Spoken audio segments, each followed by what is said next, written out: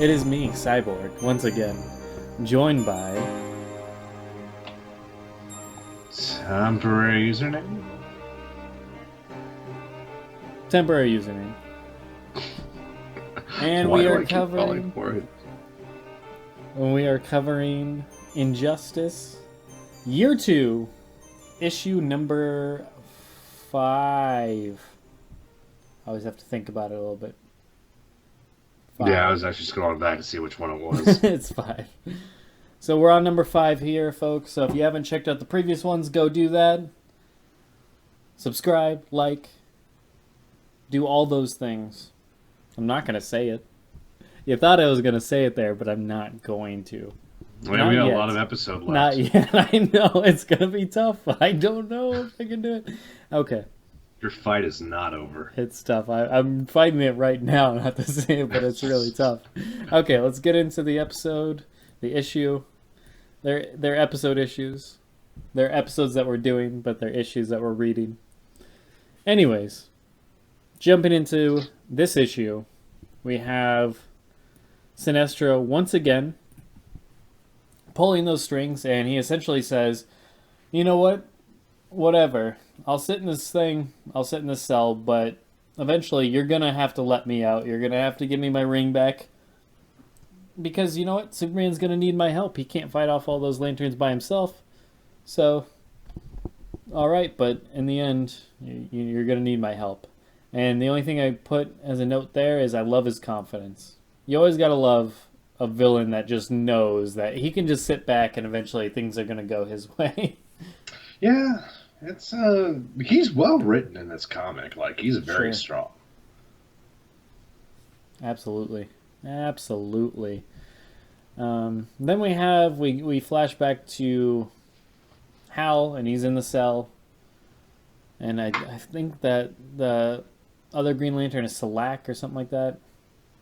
I don't remember how his name is pronounced, but anyways, he's watching guard over Hal, and then Hal's, of course, saying, you should let me out. It's not too late to stop this. They're going to take over, they're going to do whatever to Superman, so, please let me out of here so I can go ahead and stop this, and he's not going to do it. All of a sudden, we see a dark figure come up, like shadowy, and he hits Salak's head into the thing after trying to fool him and make him think that they were trading shifts. And we're wondering, who is this shadowy figure? And surprise, surprise, it is John Stewart. Shame. Shame on you, sir, Mr. Stewart. What does he know? Does he know about Ollie at this point? Does he know about the Green Arrow? He just retires from the Daily Show, and now he does things like this. I can't. Every time. It never fails. I will take a moment to laugh at Hal's face when the alien gets knocked against the glass. Yeah. That is pretty funny. But yes, I was disappointed in John Stewart, but at the same time, like you said, I don't think he knows quite all the things that Superman's done. So he doesn't really know firsthand what's been going on. He knows a general consensus of what the issue is, that the Guardians have an issue, and what they want done about it. But I don't think he knows the details.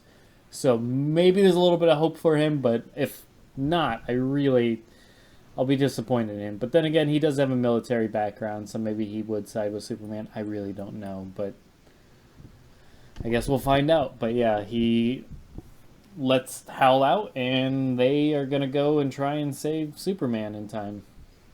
That's where we leave off with them. And then we see Superman. I guess he heeds Sinestro's advice that the Green Lanterns are coming. The Green Lanterns are coming. The Green Lanterns are coming. They're coming. Yes. And he goes to the classroom of Billy Batson. And he takes Billy Batson out of the classroom. And the teacher says, do you want to say anything to the kids? And Superman, in his creepiest fashion, this is great. Just outright just looks at him and says, be good, with the most stone-cold face possible. Be good. It's so Big Brother, it's hilarious. It's chilling is what it is, because you don't necessarily know if that's like a threat, like be good or else. I don't know. That's how I took it, as like, be good, you don't want to be facing. You don't want me coming paying you a visit when you're older. So yeah, it's very watch yourself. exactly. I'm watching. Yes. Because he says it with the side of he's looking at people from the side of his face. I know he's just giving him the stink eye, like the half carrying, just like be good, and then just Doesn't matter which way I'm deadpans it. facing. I have my eye on you. Yeah, I Don't see ever you when you're forget sleeping. that. He's Santa Claus now. He knows when they're awake. Oh, but there's a really good panel coming up. Yes, absolutely, absolutely, and I'd be shocked if it's not the thumbnail. Shut. Thumbnail shocked. Yeah, it was a good one. Thumbnail of this episode, but I don't know. It all depends how it works. You know, I can't guarantee. It's a whole process to come up with those awesome thumb. No, I'm just kidding. But yeah, it was definitely a cool panel, and what we're referring to, I'm sure most of you, if you've read it, know what we're talking about. It's where Superman's flying with Billy, and I do have to mention he's holding him like a woman that's scared of holding a baby. Like, if you ever watch Friends and Ross gives the football to Rachel to hold, like she would hold a baby and she's holding it like a bomb. Anyways, that's how he was holding Billy. Like, he was just like out in front. Like, he wasn't even like nicely carrying him in any sense of the fashion. Like, no piggyback ride, no like just holding him in his like one arming him or something like a football or anything like that. He's just outright holding him out front, like just by the arms. Really weird. And then Billy's acting like he knows it's weird. Like, yes, he's he very looks horribly uncomfortable. Yeah, he's very uncomfortable for many reasons, I'm sure. Just the whole series of events that just happened where Superman came into his classroom and he even says, I'm going to have fun time explaining this one. Superman just bringing me outside of my class. It's weird. The paradox of Billy Batson is he seems more like mature and serious when he's a kid. Yes. And he seems more childish when he turns into Shazam. Like, it's so weird like that. Yeah. Like, he seems so much more streetwise and like just self-aware as Billy Batson. It's so weird to me. It's cool though. I like it. It's big. It's Tom Hanks in Big. Good movie. It's very similar. Like, as a kid, he was almost more mature than he was as an adult. Like, when he turned into the big form, you know? So, yeah. Yeah, when he turned into the big form, it's like caveman lawyer kind of. It's very interesting, but yeah. I think it's done intentionally like that because when he's a kid, you want to show that this kid is a mature kid. He's not just some idiot. He's not some hooligan. He's a mature kid for his age. But then when he turns into an adult, you know, just in the magical fashion, they have to still show that he's a kid and play up that comedy, so that they have to make him act more kiddish to get that point across on why that's so zany and silly and fun concept. So I think that's why it's like that in Big and here with Billy. But yeah. Yeah, it works though. I like it. I wouldn't change it for the world. But anyways, yeah, we have Billy saying, drop me. So Superman's like, are you sure? And yeah, he drops Billy just midair. They're flying way up in the sky over like some mountainous area. Billy's falling and yells Shazam and just boom, instantly transforms. So definitely a cool panel. For sure. Just great. I mean, really, I dog on the art, but most of it's good. The vast majority of the art is good. I would say, yeah, it's at least 85 to 90% good. It's just those odd issues where you get some weird faces and stuff like that kind of. And I like the odd stuff. Like, the bad art is still good. Like, I take much joy from it. So yeah. Yeah, if it was bad all the time, it might be a little rough. But yeah, it's good to the point where those little odd points where you get a silly face and stuff, it's more enjoyable than it is like off-putting. It just makes you giggle. But yeah, so that's all for that chapter. And then we have Chip. My man returns here, and so the Green Lanterns, they do approach Superman, they engage, and they basically say, you know, don't make this difficult, please stand down.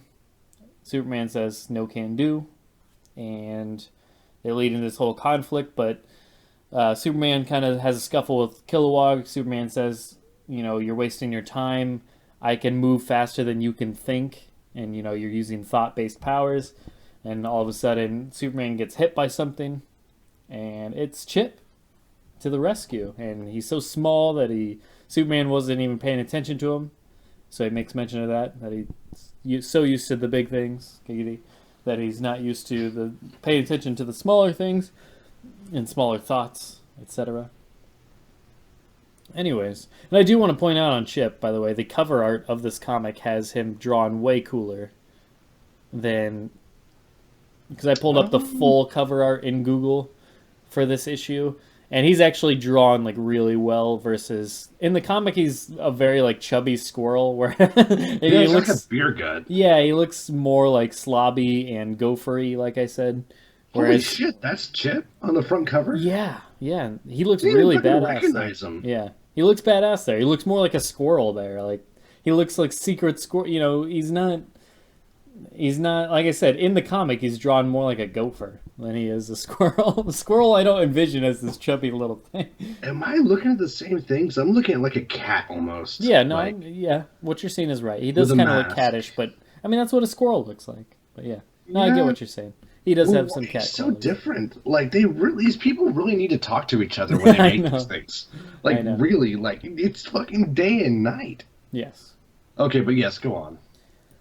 And that's how like Selak. I mean, you got a lot of the key lanterns there. You have I forget what his name is there. Is that Selak right there in the top right? I'm not terribly familiar with the lanterns. Yeah, I actually have read quite a bit of the Green Lantern New 52, and I actually really enjoyed it, but I'm still not terribly familiar with the Lantern universe. Yeah, I know quite a few of them. I know the different Lantern Corps and their main members and stuff like that. But yeah, when you get down to the B and C, the third string members, there's layers for sure. It gets a little stranger. Like you have MODOK look-alike with 4 arms there in the background, and you have what looks to be a cross between SpongeBob and Plankton in the very back there. Just one-eyed. Anyways, I digress. But yeah, so then we have Chip actually gets the best of Superman. He's controlling it to where he can't even act because he's controlling his brain to not even be able to process a thought. So that's how they, wrap up Superman there. They manage to... We don't see how Hawkgirl and Shazam / Captain Marvel are taken over, or I should say captured, but they are knocked out and captured. Chip's getting the best of Superman, and they're about to leave, and then all of a sudden... Motherfucker. Chip looks like he's dead, because you see blood coming down all of a sudden after a sound effect. And then we flash to a panel with a spike going right through his freaking head. And it's Sinestro. Damn it. Yeah, that's a waste, but... I love Chip. Damn it, the little guy. Well, I mean, at least he had his time to shine. That's probably more than he even really needed for the character, but it's awesome that he had that moment. So I'm happy for that, but yeah, that sucks. He's such a fun character, but damn you, Sinestro. We did skip over a little part here. We had, obviously, Lex